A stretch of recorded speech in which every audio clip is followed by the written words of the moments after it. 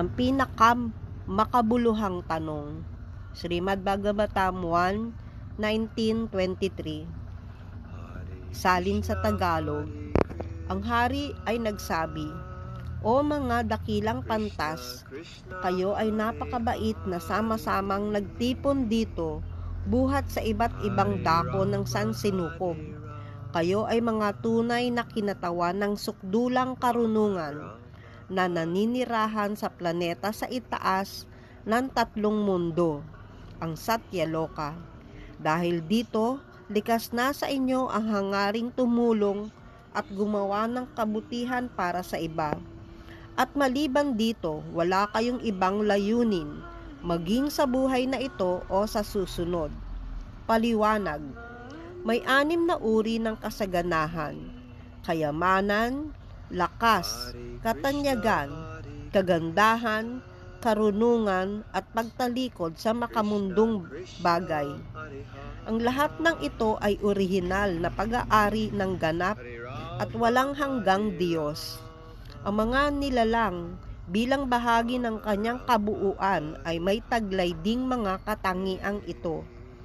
Bagabat hanggang sa sukdulang antas na 78% lamang. Sa material na mundo, ang mga katangiang ito ay natatakpan ng material na enerhiya tulad ng araw na natatabunan ng ulap. Ang tagong liwanag ng araw ay malabo kumpara sa tunay nitong ningning. At gayon din ang likas na kalinisan ng mga nilalang ay halos nawawala na rin. May 3 sistema ng mga planeta: ang mga mababang daigdig, ang gitnang daigdig, at ang matataas na daigdig. Ang mga tao sa mundo ay nasa simula ng gitnang daigdig. Samantalang sina Brahma at ang kanyang mga kapanabayan ay naninirahan sa mataas na daigdig, kung saan ang pinakamataas ay ang Satyaloka. Sa Satyaloka, ang mga nilalang ay ganap na may kabatiran sa karunungang Vedic, at kaya't ang usok na material na ilusyon ay naglalaho. Sila ay itinuturing na personified ng mga Veda, ang tunay na anyo ng karunungan, dahil sa ganap nilang pagkaunawa sa parehong makamundo at espiritual na kaalaman. Wala silang interes sa alinman sa dalawang daigdig. Sa makamundong mundo, wala na silang kailangan pang makamtan. At sa espiritual na mundo, sila ay buo na sa kanilang sarili. Kung gayon, bakit sila bumababa sa makamundong mundo? Sila ay isinugo ng Diyos upang gampanan ang tungkulin bilang mga tagapagligtas ng mga kaluluwang naligaw. Sila ay bumababa sa iba't ibang planeta upang iligtas ang mga nilalang na nahulog sa ilusyon ng material na pagkatao. Sa mundo, sila ay gumagawa ng kabutihan sa iba't ibang kalagayan at sa ilalim ng iba't ibang klima o kalakaran. Wala silang ibang layunin kundi ang iligtas ang mga kaluluwang nalulunod sa material na pag-iral, nalilinlang na mga material na enerhiya. Srimad Bhagavatam 1:19-24. Salin. O mapagkakatiwala ang mga Brahmana, ngayon ay nais kong itanong sa inyo kung ano ang aking agarang tungkulin.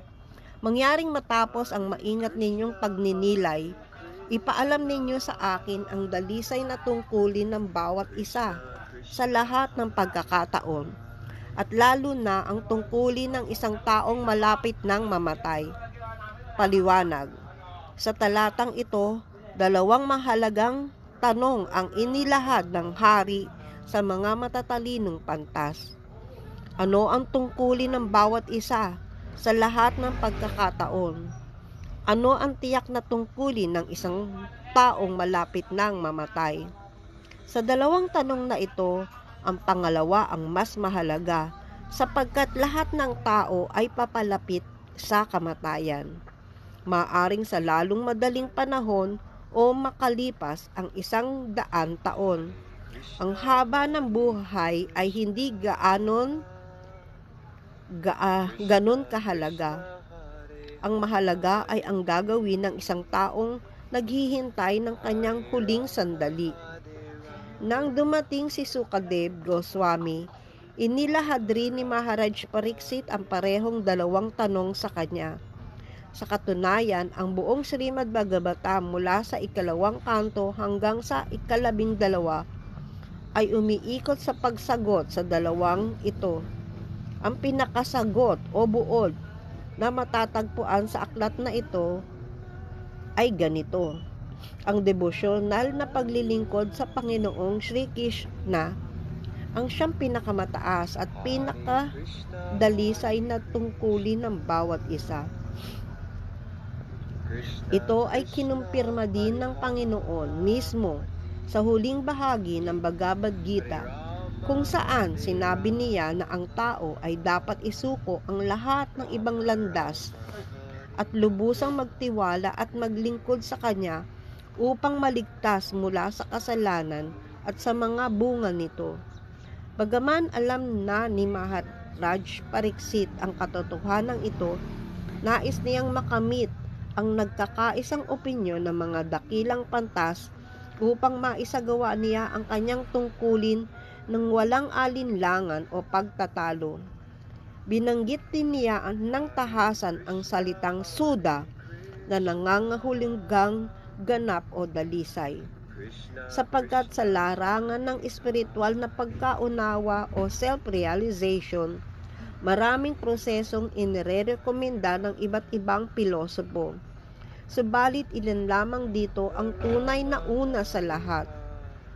Ang unang klasing paraan ay yaong lubusang pagtalikod sa lahat ng iba pang landas at pagsuko sa paanan ng Panginoon. Sa ganitong paraan, ang kaluluwa ay naliligtas mula sa lahat ng kasalanan at sa kanilang mga bunga. Haribol.